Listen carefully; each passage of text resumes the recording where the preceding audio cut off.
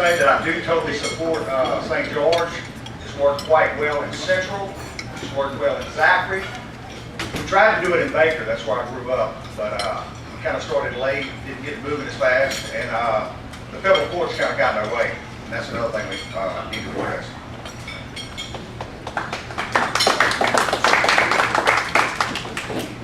All right, then, let's go to the next question. I'm going to call on former Senator Dan Ritchie, who is actually a member of our Republican Parish Executive Committee here in East Baton Rouge Parish, for the next question. And may I say, Dan, that Senator Claytor, Harris Graves, Dr. Thomas, and Representative Whitney have already received the first question. So you choose one of them. Well, my question has already been planned out here, and I'm asking Senator Claytor. Well, he is already. Well, you have to answer no.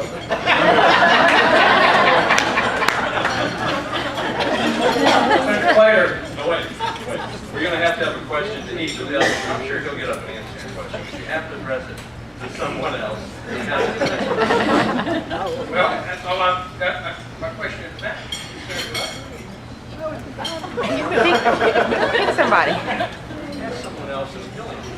Now, a quote from Senator Claytor. Hard to ask somebody else that one ain't quoted such and such. Go ahead and answer your question.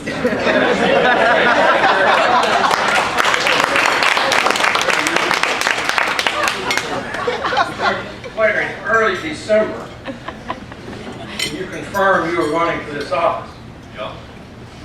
You said, I'm not excited about the idea of some of our candidates having questionable associations with certain hate groups.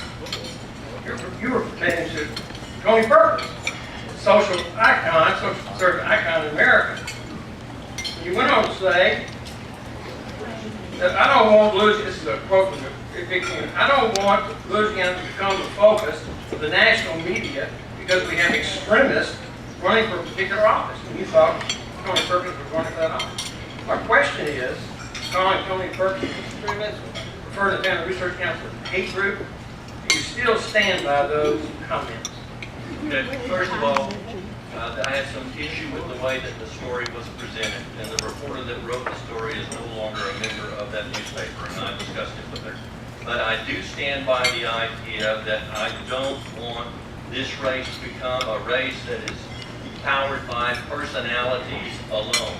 We have Edwin Edwards in this race, and there was some discussion in that article about people losing focus on the issues and where is this race going, and it being about personalities. If I got to use the word 60, I'll be happy. As it relates to, what's the name of the group? Family Research Council. Family Research Council, they are not a hate group. Thank you. And so I answered that question for you and don't believe it is that way. I do believe that Tony Perkins is a lightning rod and that we would lose focus on the election were he one of the candidates.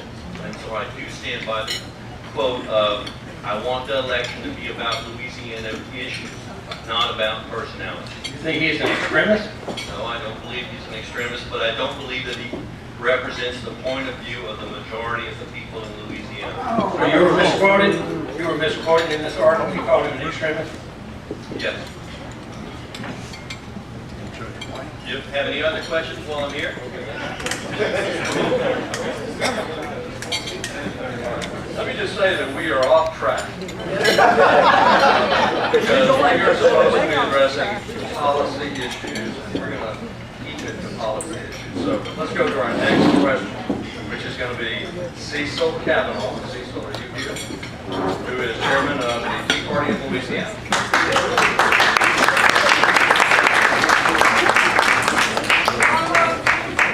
I won't be here. Who had a question? I had one. Okay, I will give this one to Captain Bob then. We have all complained about the numerous overreach of the lawless administration. My question is, do you have the courage and the backbone to use the power of the purse to rein in this administration? Absolutely, yes.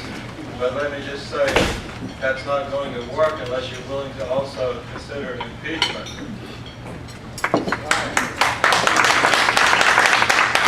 Because the president figured it out. He just vetoes the funding bill and then blames it on the Republicans, even though he's the one that did it. And, you know, you have to have 2/3 in both houses of Congress to override his veto. So that doesn't work. So the only other way to restrain a lawless president who wants to be like a Roman emperor is through impeachment. So we should at least start an investigation about impeachment. At least keep him guessing. What President Eisenhower called, you know, President Eisenhower was a poker player, and he said you always have to have your hold card. Don't let the opposition know exactly what you're going to do. And so we need to start this investigation and start putting him on the defensive. Hey, Cecil, don't sit down yet, man. Anyway, I also have the courage to go up. Listen, I'm 28 years old. I've got a long life ahead of me. I'm not married yet. God hasn't put the right girl in my life. I'm pro-marriage, and I'm looking forward to that day. But right now, I'm a warrior that we need to send up to Washington to fight for our people. And you'll never hear me apologize for any of my conservative values. I'm pro-marriage, I'm pro-life, I'm pro-gun, I'm pro-constitution, I'm pro the 6th District and our people. So thank you.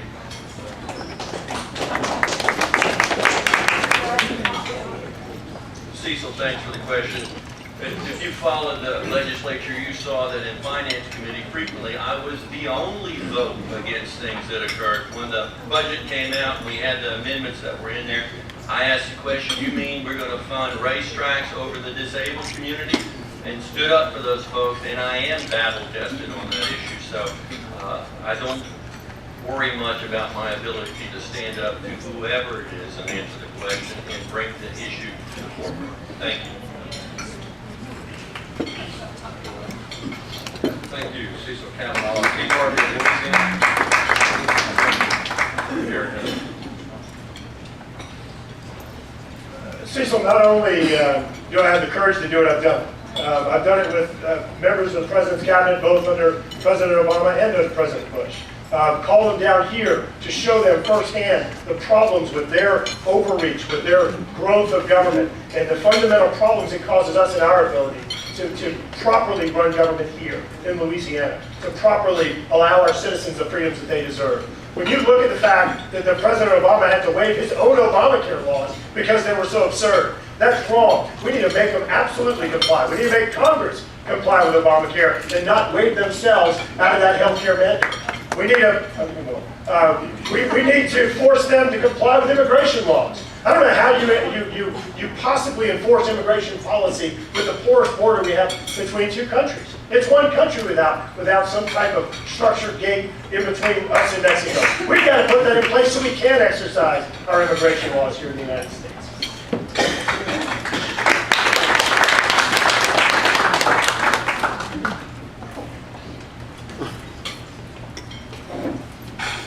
The ultimate warrior doing the fight right now is someone that has proven an ability to fight, such as someone that's played football at LSU.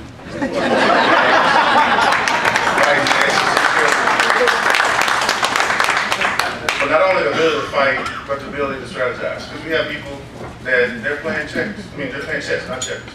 So we need also people that are going to go in ready to figure out what's going on strategically, figure out how to push that line back. Because this, let's not be mistaken, this has been decades and decades and decades of moving toward, this has been decades and decades and decades of eroding away at our Constitution, at our culture, at what makes America great.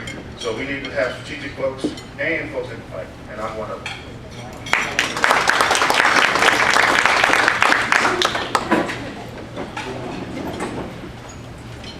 I have to agree with Trey on that one. I was on the football field myself for a few years at Nicholls State University, but I will definitely push back on the Obama administration, the money they use, the vacations they take. You know, it's ridiculous. I mean, they just fly around the world flying dogs on Air Force One. You know, we just need to push back on that sort of thing, and I'll lead fight up there in Congress to defund Obama's reckless spending. Thank you.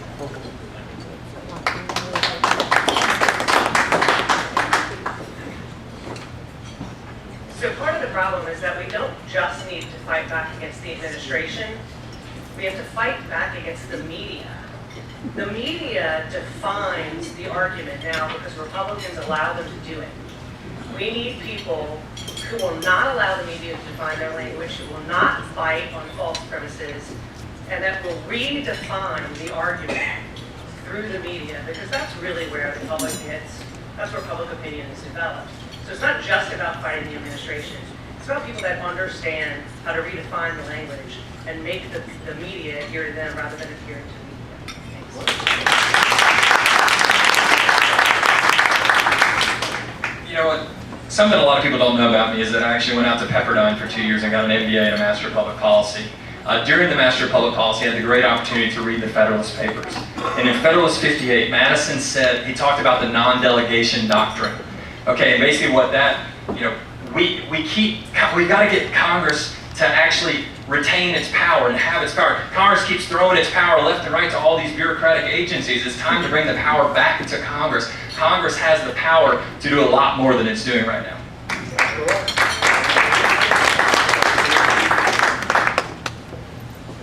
All right, we have a premier business publication here in Baton Rouge that is known nationally. It's called the Business Report, and the editor of the Business Report, Stephanie Regal, is here. Stephanie, would you come forward and address one of the kids, the only ones that haven't received a question yet, McCullough and Diesel. Anyone else? Okay, I hope several of y'all may address this. I want to stick with this theme of executive authority. You all are conservative, and you've all expressed your concern, if not outrage, over President Obama's executive overreaching. But our conservative governor, Bobby Jindal, has ignored the will of our state legislature and the advice of his own conservative education experts in trying to undo Common Core, which I know is a flashpoint. Okay, well, I know as a member of Congress you won't have a voice in this per se, so I get that. Don't use that as an excuse, please. In order to help us better understand your principles as a conservative and where you really are, please give us your opinion on the governor's executive actions with respect to Common Core, and if you support them, how you reconcile that, given your opposition to what the president has done and to how our legislature has spoken. Ms. Felder?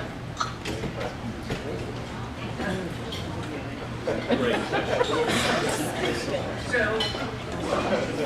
I think it's kind of part of the problem that Bobby Jindal's had in the administration is it's something that I've heard over and over and over again. People say there's been an issue with communication between the legislators and our governor. And obviously, I think that you have to stand behind the things that you do. You know, in seeing Bobby say now, I'm against Common Core, without ever talking about the fact that he's the one that brought it to our state, it sends a difficult message, particularly to the teachers who have had to conform to the education system that's having to figure out how they're going to test their kids next year. I do not think that these executive orders, that this is what our governor should be doing. He should be working with our legislators. And if in fact we want to pull back on this, then we need to be working with our Board of Education. We need to be working with our legislators to do that. Thank you.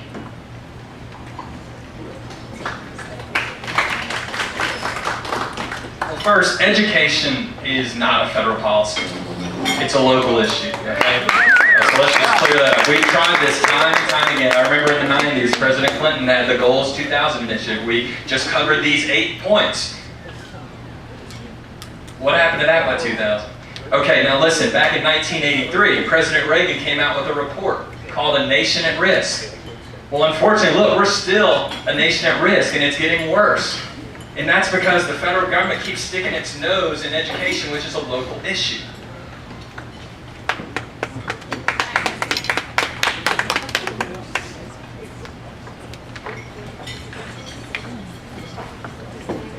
Thank you. Common Core. We didn't know anything really about it until last year. Senator Crow brought a bill that related to Common Core. I voted it out of committee without action, and that was the only parliamentary procedure that was going to get it out of there so that we could have a discussion about it on the Senate floor. I became concerned about privacy of the student data, and I became concerned about the textbooks. This year I carried on the Senate side a bill that made sure that our students, our children's data is private within that context. That bill passed. That was 1015, if I recall correctly. Another bill that we advanced was about the textbooks. The textbooks is the way the curriculum gets to the students. We brought a bill to push the textbooks and to ensure that the textbooks were in the hands of the locals.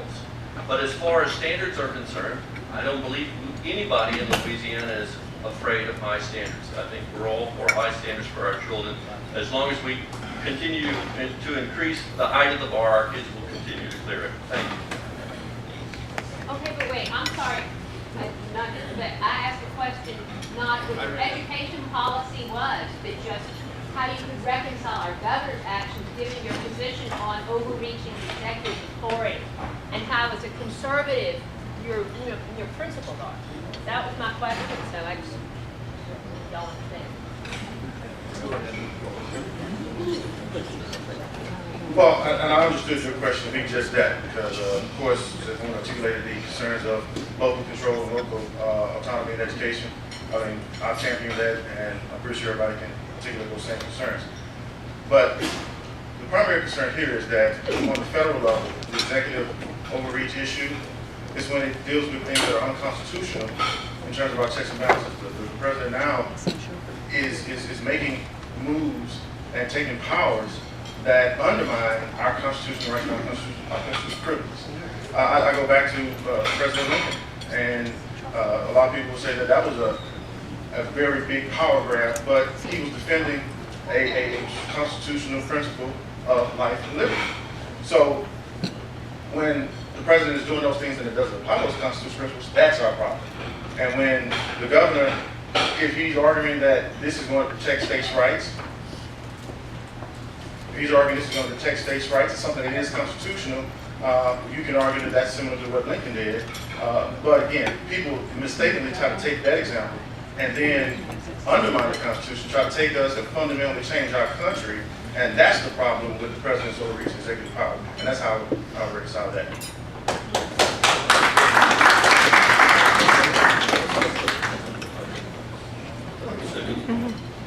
Enough all my time on this question. The executive overreach by the governor, we all well know that there's hardly such thing as executive overreach in the state of Louisiana, that the governor is the most powerful person that is there. I talked earlier in my discussion about I voted the bill out of committee through a parliamentary procedure to get it out on the floor. You might say that was an abuse of actually knowing what the procedure is. And so I don't think that you can actually nail it down as executive overreach. Do I agree with his methods? Do I agree with his methods? He has the ability to do that. I voted against, I'll give you another card, I voted against the MFP chiefly on the idea that it was unfair to the disabled, but that was also the funding mechanism for Common Core. So the question is, do you sit there and take it, or do you fight back? And in the particular bills that I talked about, we fought back. I fought back.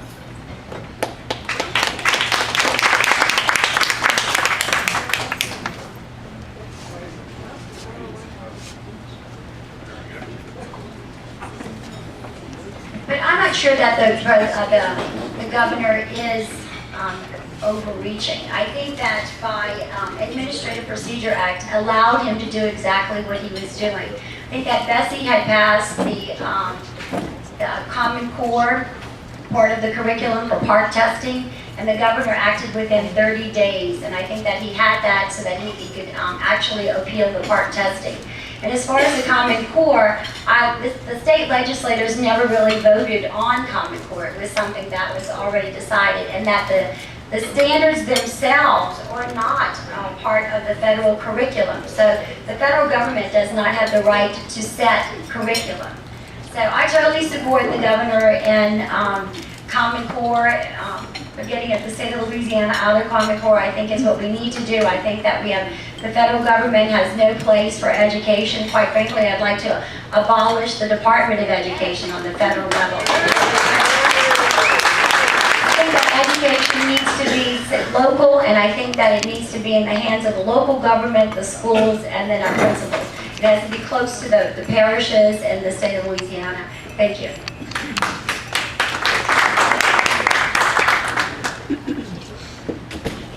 It's really easy for all of us to stand up here and say, no, no, I'm opposed to this, I'm opposed to that. Very easy. That's the easiest vote to do is no. You can always find a reason to oppose something. The reality is we have an education problem that needs to be addressed. So instead of fighting over procedure, we need to focus on that issue, the fact that we have an education problem.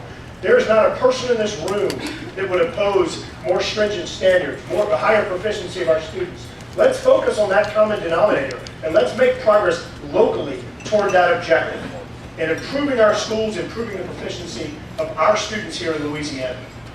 In regard to the relationship between Congress and the White House, or the Congress and the President, it is unbelievable to me how dysfunctional Congress has become, to where this president can sit there and serve as a dictator that is entirely contrary to our constitutional structure here in the United States. Because Congress can't do anything to act or to stop the president from acting. He can sit there and sign executive orders and do whatever he wants. We've got to restore the functionality to Congress.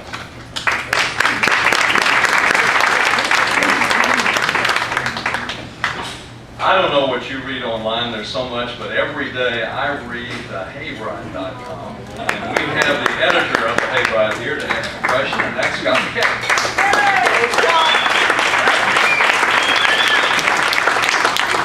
No, I'm not going to ask you about comedy. Let's talk about tax policy a little bit. They'll put this one to Cassie Feller, since she's an expert on that. You've already asked that? Okay, fine, I'll leave these. It's too bad. I had my whole lead-in was some of the Cassie's. We all know about Lois Lerner. We all know about the IRS. We find out more and more about that scandal as it goes. We know about the government's, I think, persecution of conservative activist groups using the IRS. And we know that the chairman of the RNC, Reince Priebus, has suggested it's time to abolish the IRS. I don't think there's anybody in this room that would be against that. So my question, first to you, Paul, and I'm assuming everybody else will probably have a take on this, is let's say we do abolish the IRS. What do you do then? What do you do with the tax code? How do you fund the government? How do you structure it? Well, Scott, let me go ahead and talk about the IRS really quick, because I've had a significant amount of experience as a business owner with them. Last year we paid a big tax bill, and come December, they sent us a letter and said, hey, listen, you've overpaid. They sent us a check in the mail. And so we said, no, that's not right. We've got Postway Notable handling this for us. I'm running for Congress. I can't be the guy that can't do his taxes right. And anyway, so we mailed them a check back, and we cashed the check. Well, January comes around a few weeks later, and they send us a letter saying, hey, listen, you've overpaid. This was about the same amount that they had just sent us in the mail. Well, so we mailed them a check. No more than 2 days later, this hadn't arrived in Ogden, Utah yet at all. We got another letter from them telling us that we had overpaid. So we called them and we said, man, what's going on? Just tell us the amount we need to pay. And to speak to your point is that, we called them and said, oh man, we're really sorry. That letter shouldn't have gone out. And it really just became very apparent to me that the people at the IRS don't know what's going on. We don't know what the IRS is doing. The government doesn't know what the IRS is doing. Heck, the people that work for the IRS don't know what's happening. I think that even without an IRS, there's still need to collect some tax revenue. And I think the way to do that is to broaden the base and to lower taxes. Right now, taxes are way too high. And why are taxes way too high? Because the government does way too much.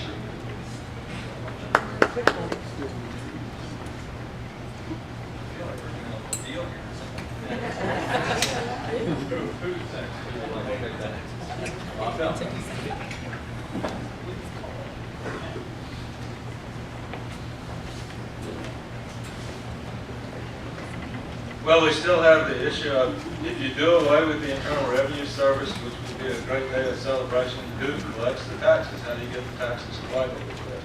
The only real alternative would be for the federal government to contract with the state departments of revenue, let the states collect the federal revenue, It would be much closer to the people, much more direct supervision by elected officials, and that would basically take care of getting rid of the Internal Revenue Service.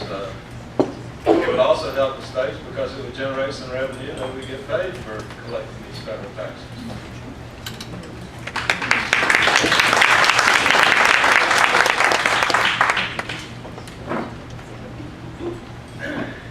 So where do I begin?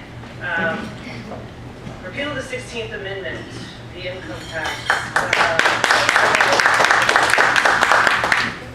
We have the highest corporate tax rate in the industrialized world. It is driving business away from our country in droves. We want to talk about an unemployment issue. It's a tax issue. Everything comes down to the oppressive tax system that we currently have. So what would I do if I were to get rid of the IRS? There's been a bill in Congress for many years. It's called the Fair Tax Bill. I don't know how many of you are aware of it. It's a phenomenal bill. It's a little bit too complicated to go into the details of the bill, but the number one thing it does is it repeals the 16th Amendment. It gives power back to the people. It takes it away from the politicians. It's the reason why it's so difficult to do. But I will tell you, outside of the fair tax, which can be misunderstood and can be a difficult political issue, there are a number of other ways that we can simplify our tax code. Any simplification is better than what we have now, absolutely. So I would be for a flat tax. There are a number of other tax policy. There's some legislation out there. I have some ideas of my own as well. But if I were to choose one that's been in Congress for many years that I think would bring so much prosperity back to this country and transfer power, the most power transfer from politicians back to the people in our history would be the fair tax. Thank you.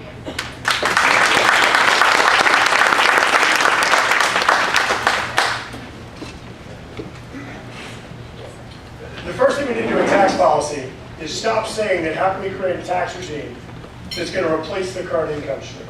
The first thing we need to do is decide what it is that the federal government should truly be doing. And stop trying to continue funding all of these expansive, overreaching regulations all over our small businesses and citizens of the United States.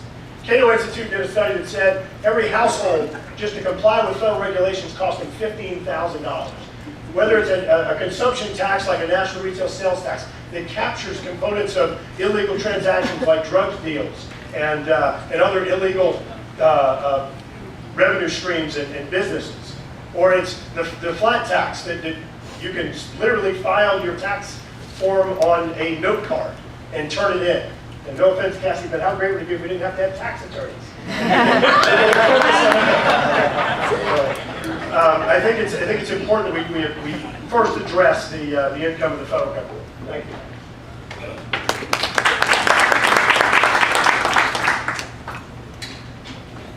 All right, our next question is we have an outstanding state representative who represents both East Baton Rouge and Livingston Parish who is here today, and that is Representative Valerie Hodges. Okay,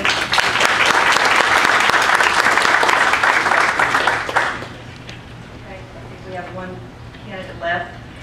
First of all, I want to say thank you to all of you, men and women, for putting yourself out there. I know it's difficult to do, but I want to say I admire you and I appreciate every one of you. I think as we all do.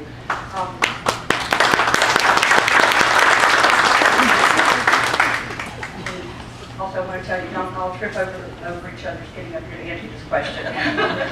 Okay, later this month, the Baton Rouge Metro Council will consider an ordinance that would require most businesses to hire someone regardless of sexual orientation, including transvestites. It would prohibit landlords from refusing to rent a house based on sexual orientation. This is really a two-part question.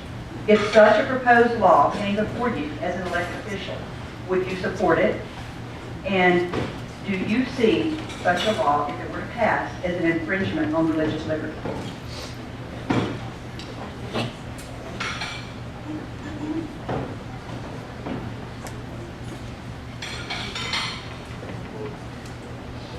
I'm a 30-year small business owner. If somebody wants to come and tell me who I have to hire, the would probably be something wrong with that. And with my religious beliefs, I have no problem letting people take bring in an application or what have you, but they're not going to infringe on my religious right, or my religious beliefs to make me hire somebody that is totally against what the Bible says. That's just the way I feel. I would totally be against that bill, and just take me to court if you have to, I guess. Okay, thank you.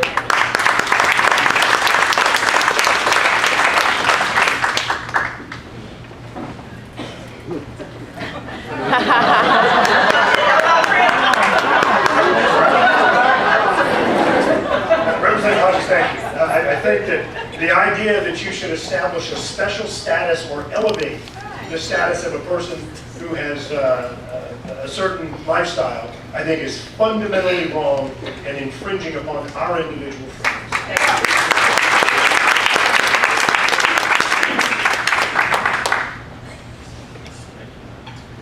This kind of goes a little bit back to Mr. Ritchie's question. I'm Catholic, raised Catholic, attend Mass.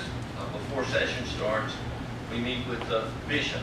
Then we have a discussion with the bishop, and he talks about what his agenda is. On the other end of the spectrum, to some degree, is family forum. They don't invite me over for a discussion, but they also explain what their agenda is. And I have yet to be in line on everything the bishop wants. I have yet to be in line with everything Family Forum wants, but I have done my best to be in line with what my constituency wants and be responsive to what they want. In Louisiana, we have a constitutional amendment that says marriage is between a man and a woman. So that is set. That's the law. That is what we have decided. As far as what some would call discrimination and what others would call religious freedom, it's striking the correct balance between this. As far as Mr. McCullough's religious freedom to do what he wants within